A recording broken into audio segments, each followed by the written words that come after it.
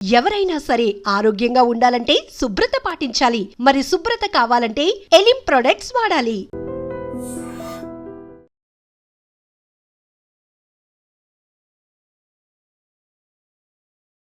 Hi hello నమస్తే welcome back to our channel. నేను మీ వైషు.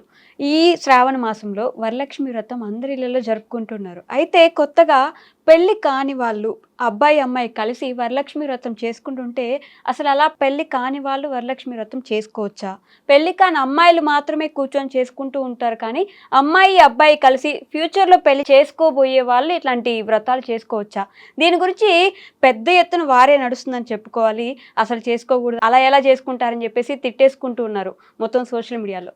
మరి నిజంగా చేసుకోవచ్చా? చేసుకుంటే అసలు తప్పేంటి? ఒకవేళ చేసుకోకూడదు అంటే వాళ్ళు ఎందుకు చేసుకుంటున్నారు? ఈ విషయం గురించి మాట్లాడడానికి ఈరోజు నాతో పాటు సోషల్ యాక్టివిస్ట్ కృష్ణకుమారి గారు ఉన్నారు. మేడంతో మాట్లాడదాం. హలో మ్యామ్, నమస్తే. నమస్తే. బాగున్నారా మ్యామ్? బాగున్నాను. వరలక్ష్మి వ్రతం ఈ శ్రావణ మాసంలో ప్రతి ఆడపిల్ల వాళ్ళ హస్బెండ్ బాగుండాలని చెప్పేసి పెళ్ళైన వాళ్ళు చేసుకుంటూ ఉంటారు అని అంటుంటారు. ఈ మధ్యలో ఈ సెకండ్ థర్డ్ వీక్స్లో పెళ్ళి కానీ మన సెలబ్రిటీ కపుల్స్ అందరూ కూర్చొని పెళ్లి చేసుకోబోతున్నాం కదా ఎలాగో అని వాళ్ళే ముందే పూజలు చేసేసుకున్నారు. దాని గురించి సోషల్ మీడియాలో అసలు ఎలా చేసుకుంటారు, దానికి ఒక తతంగం ఉంటుంది, ఇది ఉంటుంది, ఆ మాత్రం తెలియకుండా సెన్స్ లేకుండా ఎలా చేసుకుంటున్నారని పెద్ద ఎత్తున గొడవలు జరుగుతూ ఉన్నాయి. ఏంటి నిజం? అసలు ఎవరు చేసుకోవచ్చు, ఎవరు చేసుకోకూడదు, వీళ్ళు చేసుకుంటే తప్పేంటి? నేను ఎవరు చేసుకోవచ్చు, ఎవరు చేసుకోకూడదు, ఎలా చేసుకోవాలి అవన్నీ నాకు అసలు తెలియదు, నేను నమ్మను. కానీ ఈ మధ్యకాలంలో ఈ పూజల పేరుతోటి వాళ్ళ అంతస్తులు తెలియజేసుకోవాలి అనే ఒక ఆతృత మట్టుకు చాలా ఎక్కువైపోయింది. అక్కడ చిత్తం శివుడి మీద భక్తి చెప్పుల మీద అన్నట్లు ఏమాత్రం అసలు చిత్తశుద్ధి అనేది లేకోకుండా చాలామంది, అందరూ అని నేను అనను, చిత్తశుద్ధి లేకోకుండా పూజలు చేస్తున్నారు. మనకి సామెత కూడా ఉంది కదా, చిత్తశుద్ధి లేని శివ పూజలు ఏలరా, ఆచార్య శుద్ధి లేని ఆచారం ఏలరా అని చెప్పి మనకి సామెత ఉంది. అట్లా మరి ఏంటి అసలు దైవభక్తి ఉంది అనడానికి ఏంటి, లేదు అనడానికి ఏంటి? పైగా దాన్ని ఇట్లా ఎగ్జిబిషనిజం పేరుతోటి ప్రదర్శన వస్తువుగా భక్తిని చేయడం ఎంతవరకు కరెక్టు అనేది కనుక మాట్లాడుకోవాల్సి వస్తే, ఇది భక్తి ఉంది అనుకునే వాళ్ళకి వాళ్ళు సమాధానం చెప్పుకోవాల్సిన అవసరం ఖచ్చితంగా ఉంది. ఒకానొకప్పుడు ఒక ఊర్లో ఒక వినాయకుడి మండపం పెట్టేవాడు. ఊరు మొత్తానికి ఒకటే ఉండేది, ఊరు మొత్తానికి ఒకటే శ్రీరామును పందిరి ఉండేది. రాముడి పెళ్ళి ఒక చోటే చేసేవాళ్ళు, రాములోరి గుడి దగ్గరే పందిరులేసి చేసేవాళ్ళు. ఇప్పుడు అట్లా కాదు. ఇప్పుడు కులానికి ఒక చోట పందిర్లు వేసుకుని చేసుకుంటున్నారు. గుడున్నా లేకపోయినా రాముడి విగ్రహం పెట్టుకొని కులాన్ని, అంటే భక్తి అనేది ఒక రకంగా ఒక ఆధిపత్యానికి చిహ్నంగా తయారైంది. ఈ మధ్యకాలంలో గుడులు ఎక్కువగా కనిపిస్తున్నాయి. గుడులు కొత్త గుడులు కడుతున్నారు. ఈ కొత్త కాలనీలు వస్తున్నాయి. కొత్త కాలనీ వచ్చిన ప్రతి చోట గుడి వస్తుంది. అంటే మనకి అర్థమయ్యేది ఏంటి అంటే, అక్కడ ఆ గుడి కోసం ఒక పాలక వర్గం, అంటే ఇండైరెక్ట్గా ఒక పెత్తనం.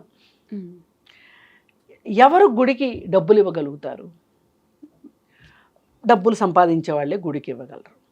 ఇవాళ కొత్తగా డబ్బులు సంపాదిస్తున్న వాళ్ళు ఎవరు అంటే గనక రియల్ ఎస్టేట్ వాళ్ళు ఎక్కువ కొత్తగా డబ్బులు సంపాదిస్తున్నారు. అలాగే ఆస్తులు విలువలు పెరిగిన తర్వాత ఆ ఆస్తులు అమ్మినప్పుడు వచ్చిన డబ్బులను కూడా గుళ్ళకి విరాళాలు ఇచ్చేవాళ్ళు ఎక్కువ ఉన్నారు. ఇప్పుడు మనం ఈ కొత్త కాలనీలు ఏర్పడే దగ్గర ఈ రియల్ ఎస్టేటు చేసి కొత్తగా డబ్బులు సంపాదించిన వాళ్ళని చూసుకుంటే గనక వాళ్ళకి ఒక రకమైన పెత్తనం కావాలి. అంటే అది ఒక హోదాకి చిహ్నంగా భావిస్తున్నారు. దైవభక్తి కూడా ఒక హోదాతో కూడింది. దానివల్ల మనకు ఒక హోదా వస్తుంది, ఒక గుర్తింపు వస్తుంది. అంటే దైవభక్తిని దీనికి అడ్డం పెట్టుకుంటున్నారు అనేది అర్థమైపోయింది మనకి. ఇక ఇందులో మీకు అసలు రెండో మాట అక్కర్లేదు, అసలు శశబిషలు అక్కర్లేదు. అంటే ఎప్పుడైతే ఈ విధమైన పెత్తనం గొళ్ళపైన వచ్చిందో, అలాగే భక్తి ప్రదర్శనగా అయిపోయిందో, దానికోసం ముబ్బడిగా డబ్బులు ఖర్చు పెట్టడం అలవాటైపోయిందో, మీరు తిరుపతి వెంకన్న స్వామి సంగతి చూడండి. ఎంతమంది అజ్ఞాత భక్తులు వాళ్ళు ఏం చేస్తుంటారు అంటే హుండీలో వేసేస్తూ ఉంటారు. అసలు అజ్ఞాత భక్తులే ఎందుకు వేయాలి?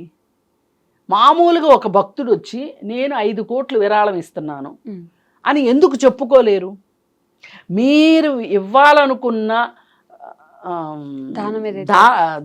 ధర్మం చెయ్యాలనుకుంటున్నారో లేదు కానుక వెయ్యాలనుకుంటున్నారో హుండీలో, అది మీరు చెప్పుకోలేని సంపాదన అది.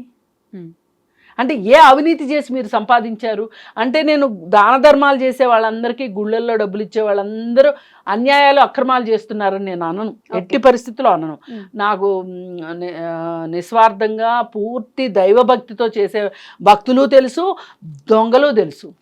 ఇప్పుడు తిరుమల తిరుపతి దేవస్థానం కిందకు వచ్చింది అనుకోండి, అక్కడ ధర్మకర్తల మండలి ట్రస్ట్ బోర్డు మెంబర్స్ అంటారు, అవి కొనుక్కోవడానికి రాజకీయాన్ని వాడుకుంటున్న వాళ్ళని చూస్తున్నాము, డబ్బులు వాడుకుంటున్న వాళ్ళని చూస్తున్నాము. ఆ డబ్బులు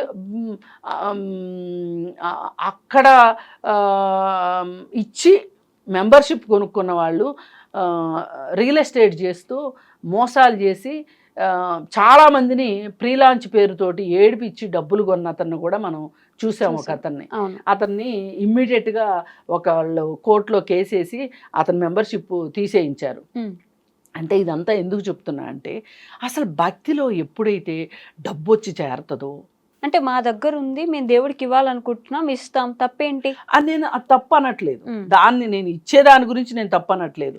కానీ ఆ దేవుడికి ఇచ్చే డబ్బు నీకు ఎలా వచ్చింది అనేది ఒక నీ మనసుకైతే నువ్వు ప్రపంచానికి ప్రకటించక్కర్లేదు, నీ మనసుకైతే నీకు తెలుసు కదా. అంత దారుణం చేసి దేవుడికి వాటా ఇవ్వాల్సిన అవసరం ఏంటి? భక్తి సోషల్ మీడియా కోసం ఈ మధ్య పెరిగిపోయింది. భక్తి పెరిగిపోయింది. ఇప్పుడు గాలి జనార్దన్ రెడ్డి అని ఒక అతను ఉన్నాడు. అతను 18 కోట్లు పెట్టి ఒక కిరీటం చేయించి ఇచ్చాడు. ఇప్పుడైతే అది 100 కోట్లు అవుతుంది. ఆయన చూసి ఇంకొకళ్ళు చూసి ఇంకొకళ్ళు. ఇప్పుడు ఈ రాష్ట్రం మాజీ ముఖ్యమంత్రి గారు నాకు అధికారం వస్తే నేను ఇస్తాను అని చెప్పి అప్పుడు తీసుకెళ్ళి ఇచ్చారు. ఇవన్నీ ఏంటి అంటే, అసలు ఎందుకు దేవుణ్ణి ఇంత కానుకల రూపంలో ఎందుకు దేవుణ్ణి చూస్తున్నారు? దేవుడిగా ఎందుకు మీరు చూడలేకపోతున్నారు? మీరు మనుషులుగా ఉంటే దేవుడిగా చూస్తారు. ఇప్పుడు పాండురంగ మహత్యం అని ఒక సినిమా ఉంది. దానిలో పాండురంగుడు మట్టి తొక్కుతా అంటే ఎంత తన్మయత్వంతో ఆ మట్టిని తొక్కుతాడు అంటే, దాంట్లో తన కొడుకే పడిపోయి తన కొడుకు చనిపోయింది కూడా చూసుకోడు అనమాట. అంత మూర్ఖపు భక్తి అని నేను కావాలని అని కాదు. ఇంకోటి లేదు, పూర్తి నిస్వార్థమైన భక్తి ఉంటే తప్పేమీ లేదు. కానీ ప్రమాదకరమైన భక్తి ఏంటి అంటే, ఇవాళ ఏ దరిద్రాలైనా చేసి, ఏ చండాలాలైనా చేసి వీళ్ళు డబ్బు సంపాదించేసేసి దేవుడికి కొంచెం ఇచ్చేసేసి మనశ్శాంతి తెచ్చుకునే దాన్ని మట్టుకు నేను పూర్తిగా వ్యతిరేకిస్తాను. ఇకపోతే ఇవన్నీ ప్రదర్శన భక్తులు అయిపోయినాయి. భక్తి ప్రదర్శనమయం అయిపోయింది. ఈ ప్రదర్శనమయం అయిపోయిన భక్తిలో వినాయక చవితులు, ఈ వరలక్ష్మి వ్రతాలు, అలాగే శ్రీరామనవమి, ఇవన్నీ కూడా వచ్చేసేసి ఏం చేస్తున్నారు? ఇప్పుడు ఇందాక అనుకున్నాం కదా, ఊరికి ఒక వినాయకుడు అనుకుంటే, ఇప్పుడు హైదరాబాద్లో కూడా చాలా తక్కువ వినాయకుళ్ళు ఉన్న కాలం నుంచి ఇవాళ కొన్ని వేల వినాయకుళ్ళు వచ్చేసిన పరిస్థితి వచ్చింది. వచ్చేసి ఆ వినాయకుడి పేరుతోటి డబ్బులు వసూలు చేయటము, అక్కడ జరిగే నానా కంగాళి, ఇదంతా మనం చూస్తూనే ఉన్నాం. అది అయిపోయిన తర్వాత ఇక వరలక్ష్మి వ్రతం దగ్గరికి వస్తే, ఇది ముత్తైదువులు చేసుకుంటారు. అలాగే నార్త్ సైడ్ కూడా కర్వా చౌత్ అని ఇంకోటి, వాళ్ళు కూడా ఒక పండగ చేస్తారు. కార్తీక మాసంలో కార్తీక పౌర్ణమి ఇక్కడ కూడా చేస్తారు, అక్కడ కూడా చేస్తారు. అయితే ఇదంతా ఏంటి అంటే, భర్త యొక్క ఆరోగ్యం బాగుండాలని భార్యలు చేసే వ్రతం ఇది. రైట్. అయితే శనగలు ఇస్తారు. ఇది ఈ వర్షాకాలంలో శనగలు తింటే మంచిది, ప్రోటీన్ ఫుడ్ అనే ఉద్దేశంతో ఇచ్చుకుంటున్నాం అని చెప్పి ఆవిడికి శనగలు ఇస్తే, ఈవిడికి శనగలు ఇస్తే, ఇద్దరు కలిసి ఇంటికి తీసుకెళ్ళి మొగుడికి పెడితే మొగుడు బాగా ఆరోగ్యంగా ఉంటాడు అనేది వాళ్ళ నానుడి. అయితే నా బాధ ఏంటి అంటే, ఇక్కడ ఒక చిన్న కన్సర్న్ ఏంటి అంటే, ఎందుకబ్బా మహిళలే భర్తల ఆరోగ్యాలు బాగుండాలని పూజలు చేస్తారు, భర్తలు ఎందుకు భార్యల ఆరోగ్యాల కోసం చేయరు? పోనీ నేనేమంటానంటే మీరేం పూజలు చేయొద్దు కానీ భర్తలు ఈ శ్రావణ మాసం సందర్భంగా మీ భార్యలకి హెల్త్ చెకప్లు చేయించండి. వావ్, మంచి ఐడియా కదా అసలు. ఇప్పుడు ఆడవాళ్ళు ఎప్పుడు కూడా పిల్లలకు చేసామా, భర్తకు చేసామా, అత్తమామలకు చేసామా, ఇల్లంతా బాగా పెట్టుకున్నామా లేదా అని వాళ్ళ గురించి వాళ్ళు ఇల్లు పేరు మర్చిపోయినట్టు వాళ్ళ గురించి వాళ్ళు మర్చిపోతారు. అంటే ఎప్పటి నుంచో వస్తున్న ఆచారాలు మనం ఎట్లా చేయకుండా వదిలేస్తాం, మేము చేయొద్దనట్లేదు. ఇప్పుడు భక్తి వ్యక్తిగతం, ఖచ్చితంగా అది ప్రదర్శన కాదు, ఇంతవరకు గుర్తుపెట్టుకుంటే చాలు. ఇకపోతే భర్త కోసమే వ్రతాలు, నోములు, పుణ్య ఇవన్నీ చేస్తున్నారు కదా వీళ్ళు, సరే చెయ్యండి మీరు. కానీ మీకు ప్రతిగా మీ భర్త ఈ ఆధునిక కాలంలో ఆలోచించాల్సింది ఏంటంటే నా భార్య ఆరోగ్యం ఎలా ఉంది, నా ఆరోగ్యం కోసం కదా నా భార్య ఇంత పూజ చేస్తుంది, నా భార్య ఆరోగ్యం కోసం నేనేం చేస్తున్నానని ఏ పురుషుడైనా ఆలోచించుకున్నాడా? తీసుకెళ్ళి ఇయర్లీ చెకప్ చేయించారనుకోండి ఈ పండగ సందర్భంగా వాళ్ళ ఆరోగ్యం గురించి, వాళ్ళకి ఏమైనా ఒక అనారోగ్యం బయటపడింది అనుకో, ఈ టెస్ట్ చేయించకపోతే బయటపడుకోకుండా డైరెక్ట్గా రోగమే బయటపడింది అనుకో కష్టం అవుతుంది కదా. అందుకని చెప్పి విధిగా ఖచ్చితంగా భర్తలు భార్యల కోసం ఈ మాత్రం ఆరోగ్యంగా, అంటే వాళ్ళు మీ ఆరోగ్యం గురించి చూస్తున్నారు కాబట్టి మీరు కూడా వాళ్ళ ఆరోగ్యం గురించే చూడాలి అనేది నా కన్సర్న్. సరే, ఇది అయిపోయింది. ఇంకా అసలు ఇప్పుడు సోషల్ మీడియాలో ఈ సెలబ్రిటీలు అనబడే మహిళామణుల యొక్క వాళ్ళు అప్లోడ్ చేస్తున్నవి చూస్తూ ఉంటే, మా ఇంటికి వచ్చిన 150 సెలబ్రిటీలు ఇచ్చుకుంటున్నాము వాయనం, పూచుకుంటున్నాము వాయనం, అందరి వీడియోస్ ఇవే ఉన్నాయి. అయితే ఇక్కడ మనం ఆలోచిస్తే గనక, నేను శాస్త్రాలు, ధర్మాలు ఇవన్నీ నేను మాట్లాడను కానీ, ఒక పెళ్ళి కానీ పెళ్ళి చేసుకుందాము అనుకుంటున్న వాళ్ళు పూజ చేశారు అని ఈ సంవత్సరం చాలా ఎక్కువ విమర్శల పాలయ్యారు. అయితే ఇప్పుడు మనుషులకి వేచి ఉండే గుణం తగ్గింది. ఓకే, దానికి రిఫ్లెక్షన్ ఇది. ఆగట్లే ఎక్కడ. ఎందుకంటే ఈ సంవత్సరం పెళ్లి చేసుకున్నారనుకోండి, పెళ్లి చేసుకున్న తర్వాత వ్రతం చేసుకోవచ్చు, లేదు వచ్చే సంవత్సరం పెళ్లి చేసుకున్నారనుకోండి ఆ తర్వాత సంవత్సరం వ్రతం చేసుకోవచ్చు. కానీ ఈలోపే మిస్ అయిపోతే అసలు వీళ్ళు ప్లెజర్ని పోస్ట్పోన్ చేయడానికి ఇష్టపడట్లా. ఓకే, ఇది ఒక రకంగా డిజైర్ని పోస్ట్పోన్ చేయటం అంటారు. డిజైర్ అంటే మనకు ఒక ఇష్టం కలిగింది, ఒక కోరిక కలిగింది, దాన్ని పోస్ట్పోన్ చేయడం. ఈ డిజైర్ని పోస్ట్పోన్ చేయడము అనే ఒక విషయం, ఇది ఎంత పెద్ద పర్సనాలిటీ డెవలప్మెంట్ కాన్సెప్టో తెలుసా అండి? చాలా పెద్ద పర్సనాలిటీ డెవలప్మెంట్ కాన్సెప్ట్. ఒకసారి ఏం చేశారంటే, ఈ పర్సనాలిటీ డెవలప్మెంట్ క్లాసెస్ అది తీసుకునేవాళ్ళు చాక్లెట్లు ఇచ్చారు పిల్లలకి. ఇచ్చి మేము చెప్పే వరకు ఎవరు దాన్ని రేపర్ తీయకూడదు, దాన్ని ముట్టుకోకూడదు, దాన్ని తినకూడదు అని చెప్పి, ఎవరైతే అలా ఉంటారో వాళ్ళకి మేము ప్రైజ్ ఇస్తాము అని చెప్పారు. ఓకే, కానీ దాదాపు 80% మంది పిల్లలు చూపులన్నీ చాక్లెట్ మీదే, మనసంతా చాక్లెట్ మీదే. ఎప్పుడు వాళ్ళు ఎస్ అంటారా తినేయాలి అని కొంతమంది పిల్లలు, కొంతమంది అయితే అంతసేపు ఆకలేక తినేసిన పిల్లలు ఉన్నారు. ఓకే, కొంతమంది మాత్రమే, ఒక 20% మంది పిల్లలు మాత్రమే వాళ్ళు చెప్పిన సూచనల ప్రకారం తినకోకుండా ఆగారనమాట. ఇది దేనిని సూచిస్తుంది అంటే వాళ్ళ కమిట్మెంట్ని సూచిస్తుంది. వాళ్ళకి ఒక ఎక్స్పీరియన్స్,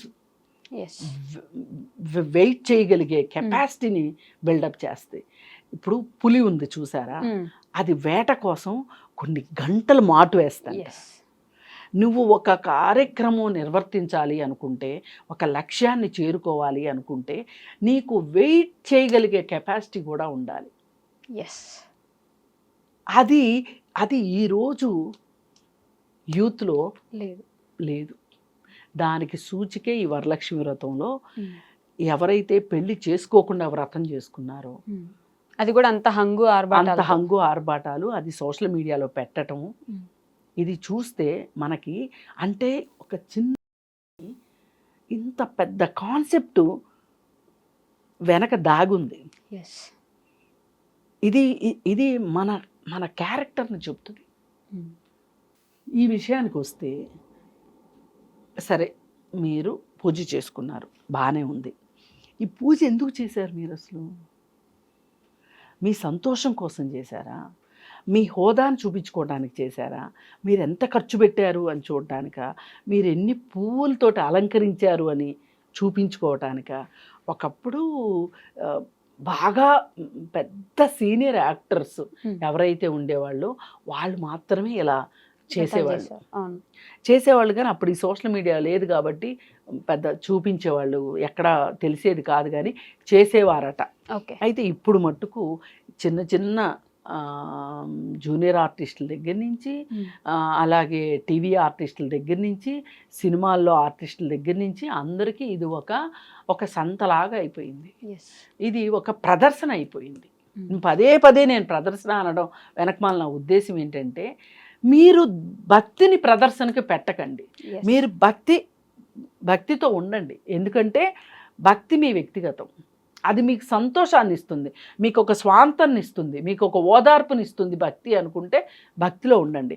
కానీ మీ డబ్బులు చూపించుకోవటానికి, మీ హోదాలు చూపించుకోవటానికి, మీ హంగు ఆర్భాటాలు చూపించుకోవటానికి, ఒక వరలక్ష్మి వ్రతం కోసం 5 లక్షలు ఖర్చు పెట్టాను, 6 లక్షలు ఖర్చు పెట్టాను, 10 లక్షలు ఖర్చు పెట్టాను, 15 లక్షల నగ కొనుక్కున్నాను, 1,00,000 రూపాయలు చీర కొనుక్కున్నాను, ఇవి చూపించడం మట్టుకు చాలా చాలా చాలా చాలా తప్పు. అది దాన్ని భక్తి అనరు, ప్రదర్శన అనే అంటారు. ఈ పైగా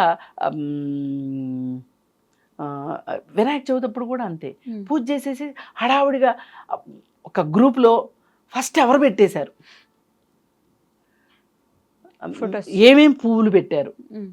ఈ మధ్య లోకల్గా దొరికే పువ్వుల కంటే కూడా ఫారిన్ పువ్వులతో పూజలు చేయడం చాలా ఎక్కువైపోయింది. ఇప్పుడు పెళ్ళిళ్ళలో కూడా ఫారిన్ పువ్వులే ఎక్కువ వాడుతున్నారు, లోకల్ పువ్వులు వాడట్లా. అలాగే దేవుడి విషయం దగ్గరికి వచ్చేసరికి కూడా దేవుడికి కూడా వీళ్ళు వాసన సుగంధము ఏమీ అక్కర్లే, ప్లాస్టిక్ పువ్వులు లాంటి పువ్వులతోటి, ఫారిన్ పువ్వులతోటి వీళ్ళు పూజలు చేస్తున్నారు. అంటే హోదాని చూపించుకుంటున్నారు ప్రతి చోట. మొన్న ఒకరైతే చెప్పారు, ఒకళ్ళ ఇంటికి వెళ్తే దాదాపు 7-8 లక్షలు ఖర్చు పెట్టి పూజ చేశారండి వాళ్ళు వరలక్ష్మి వ్రతము అని చెప్పారు. చెప్తే నిన్న వాళ్ళు రియల్ ఎస్టేట్ చేస్తారా అన్న, సింపుల్గా అవునండి అన్నారు. ఈ మధ్య రియల్ ఎస్టేట్ చేసే వాళ్ళకి, ఈ మధ్యన కాదు అసలు ఎప్పుడు ఉందా జబ్బు. అంటే వాళ్ళైతేనే ఇంత అడ్డదిడ్డంగా ఖర్చు పెట్టగలరు. ఫార్మాస్యూటికల్ వాళ్ళు ఒకళ్ళు క్లాస్ 1 కాంట్రాక్టర్స్ అని చెప్పుకుంటారు, క్లాస్ 1గా స్మూత్గా దోపిడీ చేస్తారని అర్థం. అలాగే ఈ లిక్కర్ వ్యాపారస్తులు, ఇట్లాంటి వాళ్ళకి ఇబ్బడి ముబ్బడిగా డబ్బులు ఉంటాయి. ఇప్పుడు ఒక ఎంప్లాయీ ఉన్నారనుకోండి, ఒక చిన్నపాటి వ్యాపారస్తులు ఉన్నారనుకోండి, ఒక కిరాణా షాప్ మెయింటైన్ చేసే వాళ్ళు ఉన్నారనుకోండి, వాళ్ళకి ఎక్కడి నుంచి వస్తాయి అన్ని డబ్బులు? అందుకని దయచేసి మీ భక్తి వ్యక్తిగతం, భక్తిని భక్తిగా చూడండి, భక్తి శ్రద్ధలతో, భక్తి ప్రపత్తులతో ఉండండి తప్పితే ప్రదర్శనలతో ఉండొద్దు అని చెప్పి చెప్పదలుచు. ఇప్పుడు ఏమవుతుందంటే వీళ్ళు ఈ సోషల్ మీడియాలో పెట్టడం వల్ల శక్తి ఉన్నవాళ్ళు శక్తి లేని వాళ్ళు కూడా పూజలు చేయాలని చూస్తున్నారు. ఇవాళ చాలా కింద స్థాయి వర్గాల్లో కూడా ఈ పూజల ఇది చాలా ఎక్కువైపోయి భరించలేని ఖర్చు ఎక్కువ అవుతుంది. పైగా పనిలో పనిగా ఇంకొక మాట, ఈ బొడ్రాయి పండుగలు అని జరుగుతున్నాయి. ఈ బొడ్రాయి పండుగలు జరగడం వల్ల ఏమవుతుంది అంటే ఒక్కొక్క ఊరు వాళ్ళు ఒక్కొక్కసారి చేస్తున్నారు. ఆ ఊర్లో వాళ్ళందరూ ఎక్కడెక్కడ ఉన్న పిల్లలు, ఎక్కడ ఉద్యోగాలు చేసే విదేశాల్లో ఉండే వాళ్ళు కూడా వస్తున్నారు బొడ్రాయి పండుగలకి. వచ్చి వాళ్ళు బట్టలు పెట్టుకోవటాలు. సగటున ప్రతి కుటుంబము ఒక బొడ్రాయి పండగకి 50,000 ఖర్చు పెడతారు. ఖచ్చితంగా 50,000 ఖర్చు పెడుతున్నారు. ఈ 50,000 ఖర్చు పెట్టే విషయంలో మా దగ్గర పనిచేసే వాళ్ళు కూడా 30,000 ఖర్చు పెట్టారు. 30,000 ఖర్చు పెడితే నాకు గుండె ఒక్క క్షణం జల్లుమంది. అంతకుముందే ఆ అమ్మాయికి ఏదో అనారోగ్యం ఉంటే నువ్వు చూపించుకోమ్మా అని నేను సలహా చెప్తే, అమ్మ హాస్పిటల్కి వెళ్తే ఈ టెస్ట్ అంటారు, ఆ టెస్ట్ అంటారు, ఈ మందులు అంటారు, ఆ మందులు అంటారు, అమ్మ మా దగ్గర డబ్బులు ఎక్కడున్నాయి అన్నది. అలాంటిది 2 వారాల తర్వాత ఇట్లా బొడ్రాయి పండగకి వెళ్తున్నాము అన్నది. సరే నేను ఎంత సింపుల్గా వెళ్ళి చేసుకొచ్చుకుంటారో అనుకుంటే, వచ్చిన తర్వాత అడిగితే ఎంత ఖర్చు అయింది అంటే 30,000 అయింది. 30,000 ఎందుకు అయింది అంటే, ఏటను కోసామా, ఆడబడుచులకు బట్టలు పెట్టామా, అయ్యవారికి డబ్బులు ఇచ్చామా, ఇవన్నీ భోజనాలు పెట్టామా, ఇవన్నీ లెక్కేస్తే 30,000. అమ్మా నువ్వు మా 30,000 గురించి ఎలా మాట్లాడుతున్నావు? మా ఊర్లో ఒక్కొక్కళ్ళు లక్షలేసి ఖర్చు పెట్టారమ్మా, ఎక్కడెక్కడ చుట్టాలని పెళ్ళిళ్ళు చేసినట్టు చేశారమ్మా, అసలు మా ఊర్లో ట్రాఫిక్ జామ్ అయిందని చెప్తుంది ఆ అమ్మాయి నాతోటి. ఎక్కడి నుంచి వస్తుంది ఇది వెర్రి? ఇది భక్తి కంటే భయం ఎక్కువైపోయింది. ఇప్పుడు రాకపోతే మనం ఏం చేస్తారు, అమ్మవారు ఏం చేస్తూ, ఇదంతా మార్కెట్ మాయాజాలం తప్పితే ఏమీ లేదు. అయ్యవారులు చెప్పారని చేయటం, అయ్యవారులు వాళ్ళకు వచ్చే దక్షిణాల కోసం వాళ్ళు చెప్తారు. అలాగే వ్యాపారస్తులు అప్పుడప్పుడు కొన్ని వదంతులు వస్తుంటాయి. అన్నా చెల్లెళ్ళు బట్టలు పెట్టుకోవాలంట అని వస్తుంది. ఎక్కడ లేని సందడి వచ్చేస్తుంది బట్టల షాపుల్లో. అక్కా చెల్లెళ్ళు పెట్టుకోవాలంట, సంవత్సరానికి ఒకటి వస్తుంది. ఇట్లాంటి ఖచ్చితంగా వస్తాయి. ఏంటి అంటే ఇదంతా వ్యాపారస్తులు రేపెడుతుంటారు. ఇవన్నీ అక్క చెల్లెలకి తమ్ముడు ఇంటికి పిలిచి బట్టలు పెట్టాలంట, సెంటిమెంట్ పేరుతోటి. సరే, ఏది ఏమైనప్పటికీ కూడా మనం ఒకటే కోరుకునేది ఏంటంటే, ఎవరికి వాళ్ళు ఈ సోషల్ మీడియాలో చూసి దాని ప్రకారం కావాలనుకోవటం కానీ, అప్పులు చేసి చేయటం కానీ. ఇప్పుడు ఆ రోజు 30,000 పెట్టి పండగ చేయడం కోసం ఆ అమ్మాయి పనిచేసే ఇళ్లలో ఒక ఇంట్లో తలా 5,000 అప్పు తీసుకొని వెళ్ళింది. మరి ఇది అప్పేగా. మరి డాక్టర్ చూపించుకో అంటేనేమో డబ్బులు లేవన్నది, ఆ అప్పు చేసి పండగ చేసుకున్నది. అందుకని ఇట్లా సోషల్ మీడియాలో చూసి కానీ, లేకపోతే ఈ వదంతులు నమ్మి కానీ పూజలు చేసి అప్పుల పాలు అవ్వద్దు. ఇప్పుడు ఒక కుటుంబానికి 50,000 అది, కానీ గ్రామం మొత్తం కుటుంబాలతో లెక్కేస్తే దాని నెట్వర్త్ లెక్కేయండి ఒకసారి, ఎంత ఖర్చు అది. అందుకని ఇట్లాంటి కాకుండా మీరు మనస్ఫూర్తిగా ప్రశాంతమైన మనస్సుతోటి దండం పెట్టుకున్నా కానీ చాలు. అంతేగాని ఇంత ఆర్భాటాలు, ఇంత హడావుడులు చేసి డబ్బులు ఖర్చు పెట్టి మీరు ఖర్చు పెట్టుకోగలిగిన వాళ్ళు ఖర్చు పెట్టి, ఖర్చు పెట్టలేని వాళ్ళు బాధపడేటట్లుగా ఈ ప్రదర్శన మట్టుకు వద్దు అని చెప్పి కోరుకుందాం. Okay ma'am, thank you. నిజంగా ప్రస్తుతం ఉన్నటువంటి సమాజం దేనికి ప్రయారిటీ ఇస్తుంది? ఆర్థిక సంబంధాల చుట్టూ మాత్రమే తిరుగుతుంది. మళ్ళీ ఎన్నికలంగానే చాలా విరక్తి కలుగుతాం. మంచి అనిపిస్తుంది కదా, లేడీస్ కూడా ఛాలెంజింగ్ జాబ్స్ చేసినప్పుడు చాలా బాగుంటది. ఫుడ్ డెలివరీ ఇవ్వటానికి వెళ్ళినటువంటి డెలివరీ బాయ్ అనిల్ పై కళ్ళ ముందు